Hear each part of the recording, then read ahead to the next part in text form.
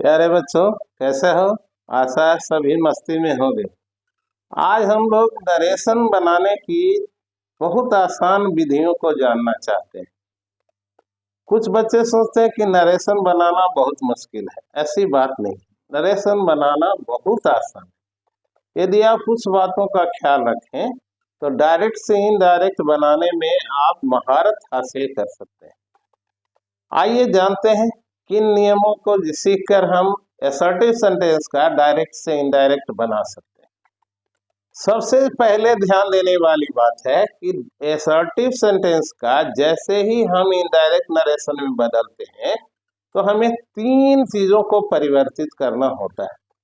सबसे पहला होता है पर्सन, दूसरा होता है टेंस और तीसरा होता है अदर पार्ट्स ऑफ स्पीच। तो सबसे पहले आइए सीखें पर्सन कैसे चेंज करेंगे। पर्सन चेंज करने का एक फॉर्मूला होता है जिसे हम सन फॉर्मूला के नाम से जानते हैं, SON। तो सन फॉर्मूला के हिसाब से हम इन्वर्टेड कॉमा के अंदर आने वाले तीनों पर्सन के प्रोनाउन को कैसे बदलेंगे, आइए जानते हैं।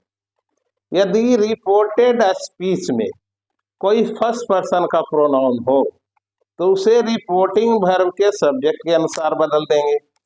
यदि रिपोर्टेड स्पीच में सेकेंड पर्सन का कोई प्रोनाउन आ जाए तो उसे रिपोर्टेड स्पीच में आए हुए ऑब्जेक्ट के हिसाब से बदल दें।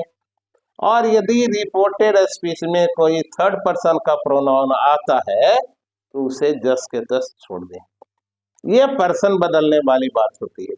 फिर से हम जान लें, पर्सन बदलने के जो रूल है उसे सन फॉर्मूला के नाम से जानते हैं, जिसके मुताबिक फर्स्ट पर्सन को बदलने के लिए हम रिपोर्टिंग वर्ब के सब्जेक्ट को देखते हैं, उसी के हिसाब से सारे फर्स्ट पर्सन के प्रोनाउन बदलेंगे।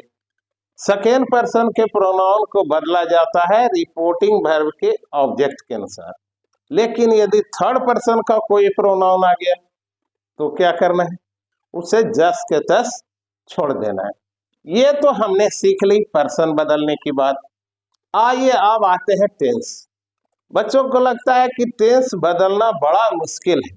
बहुत से बच्चे ऐसे होते हैं जिनको कंफ्यूजन में जिनका दिमाग रहता है कैसे हम बदल पाएंगे, क्योंकि सारे टेंस के वर्ब फॉर्म उन्हें उस समय नहीं याद रहते हैं।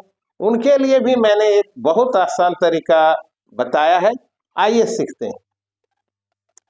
रिपोर्टिंग वर्ब यदि प्रेजेंट टेंस में हो या फ्यूचर टेंस में हो तो भूल कर भी रिपोर्टेड स्पीच के टेंस को बदलने का प्रयास न करें। कभी भी प्रेजेंट और फ्यूचर टेंस वाले रिपोर्टिंग वर्ब के डायरेक्ट नरेशन को इनडायरेक्ट में बदलते समय रिपोर्टेड स्पीच का टेंस चेंज नहीं करेंगे। यदि रिपोर्टिंग वर्ब का टेंस पास्ट में हो तो रिपोर्टेड स्पीच के टेंस को परिवर्तित करने की जरूरत है। वह कैसे करेंगे?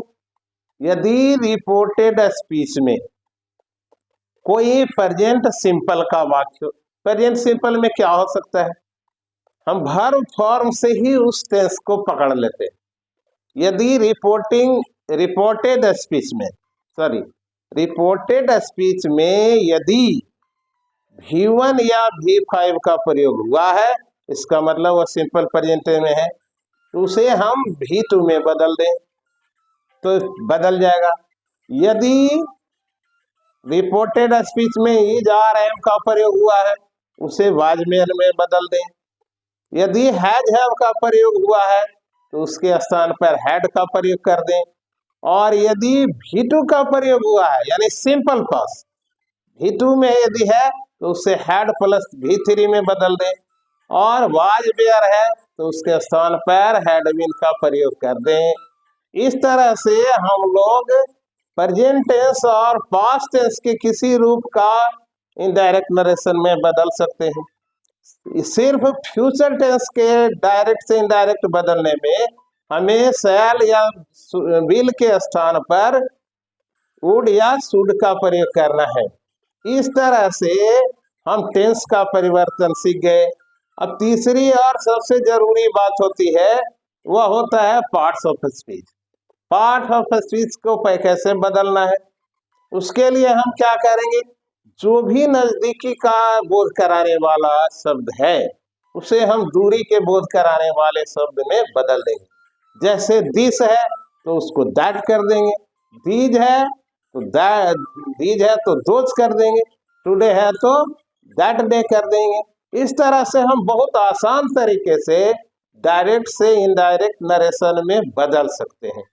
इसके आगे की जानकारी हम आपको अगले वीडियो में देंगे। धन्यवाद।